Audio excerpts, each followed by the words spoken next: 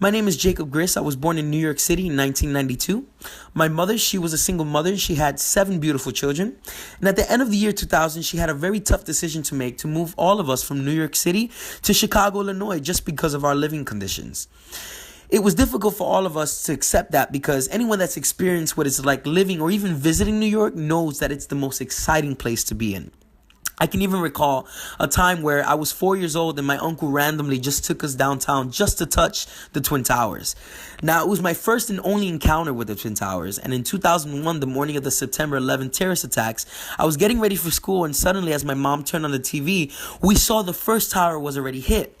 As we were watching the young woman at the time recounting her experience as to what happened with the first tower, on live television, the second tower was hit. We still went to school that day, and when I got home, my mom was crying as she watched the people fall out of the burning tower. It was a very emotional experience for us because of our upbringing in New York City. But about 16 years later, I'm proud to say that I moved back to New York City and I was hired to work at the World Trade Center Mall, just right next to the new Freedom Tower that was built. Now, on the very spot where the tower stood is a waterfall memorial that was designed by Michael Arad.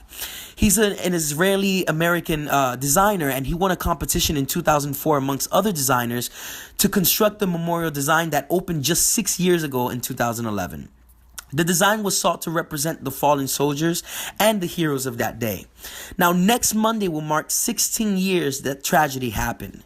And what allows me to connect to this great piece of art is that in spite of the current divide that we're experiencing in America, what makes this country an amazing country is the fact that we're able to turn what would be considered a tragic moment in history into a catalyst for freedom. The memorial was built to honor the fallen, but standing above the fallen is freedom.